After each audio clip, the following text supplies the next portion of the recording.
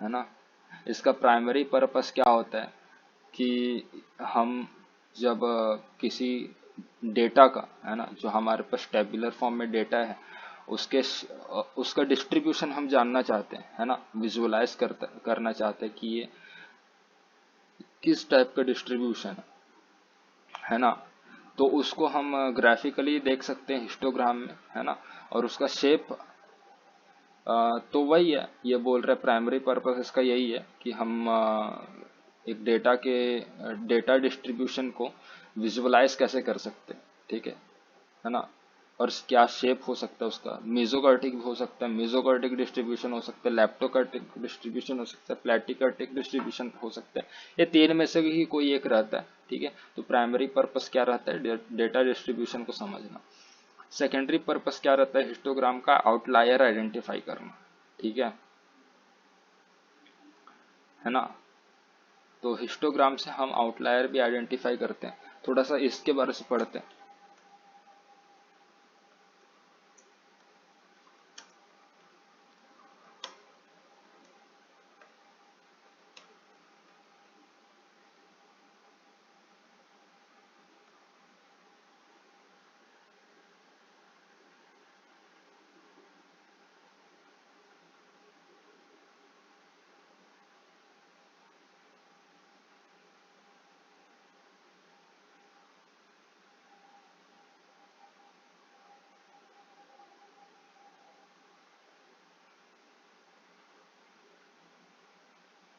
ये देखिए,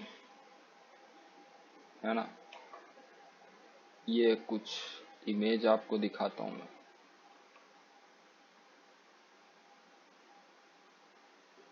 यहाँ पर ये हिस्टोग्राम है और ये देखा आउटलायर, है ना।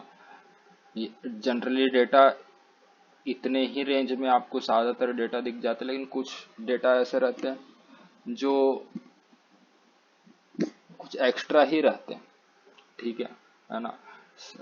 सब डेटा लाई कर रहे हैं 0 से लेकर के 61 के बीच में, और ये अकेला है 64, ठीक है।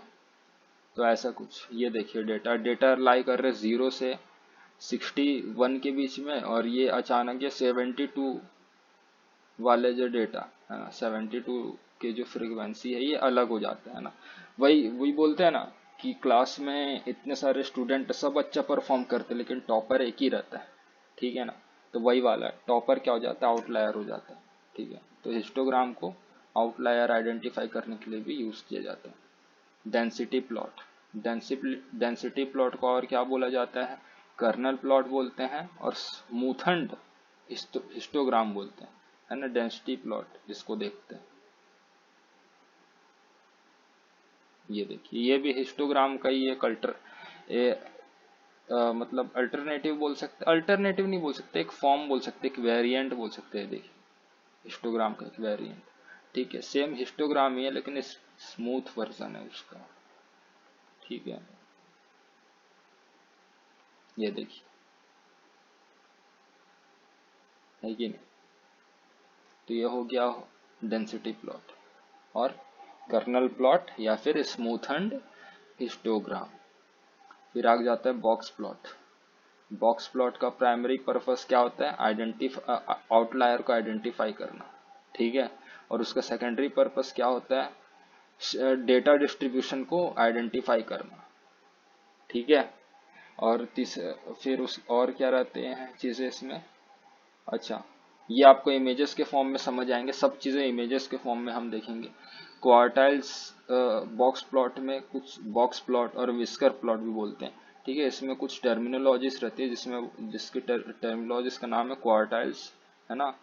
और 5 तरीके की चीजें रहती है इसमें, बोल रहे हैं 5 नंबर समरी, है ना।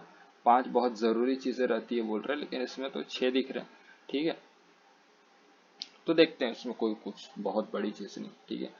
तो बॉक्स प्लॉट में क्या रहता है, मिनिमम वैल्यू आपको दिखेगी, मैक्सिमम वैल्यू आपको दिखेगी, फर्स्ट क्वार्टाइल दिखेंगी आपको, थर्ड क्वार्टाइल दिखेंगी, मीडियन दिखेगा, Q2 दिखेगा। मीडियन को Q2 बोलते हैं या फिर सेकंड क्वार्टाइल ये बोलते हैं, है ना। थर्ड क्वार्टाइल आपको दिखेगा, इंटर क्वार्टाइल रेंज आपको दिखेगा, है ना, जिसकी फॉर्मूला रहता है Q3 - Q1, ठीक है। तो इसका इमेज देखते हैं अपन।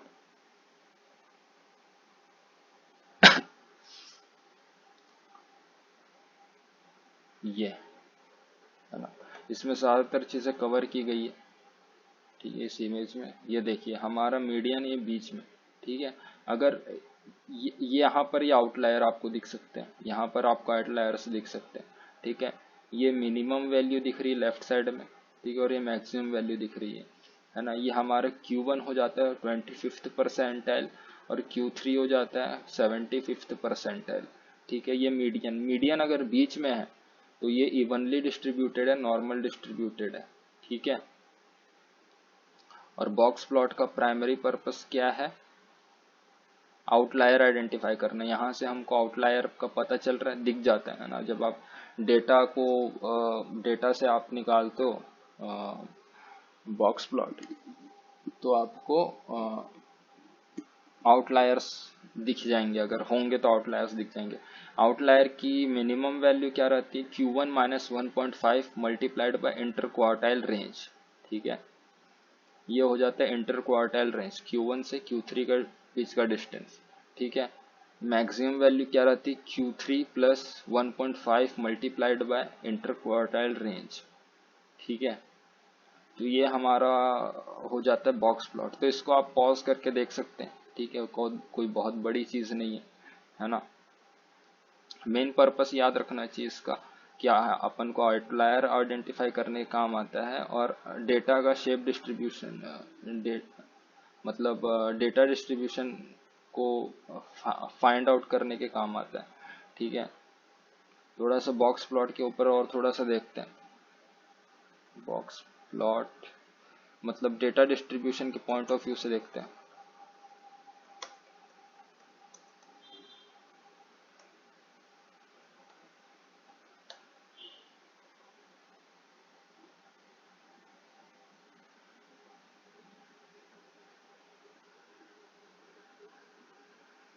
ये देखिए,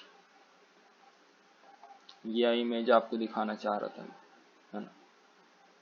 जैसे कि मैंने बोला, नॉर्मल डिस्ट्रीब्यूशन में आपका जो मीडियन रहता है वो बीच में रहता है। पॉजिटिव स्कीवनेस में जो आपका मीडियन रहता है वो लेफ्ट साइड शिफ्ट हो जाता है।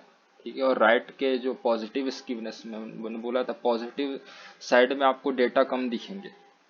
ठीक है, डेटा की फ्रीक्वेंसी कम दिखेगी। राइट, और नेगेटिव स्कीवनेस में नेगेटिव साइड में आपको डेटा की प्रेजेंस कम दिखेगी। ठीक है, और मीडियन हो जाएगा राइट साइड में। ठीक है, और बॉक्स प्लॉट में हम मीन को इसलिए यूज नहीं करते क्योंकि मीन क्या होता है, बहुत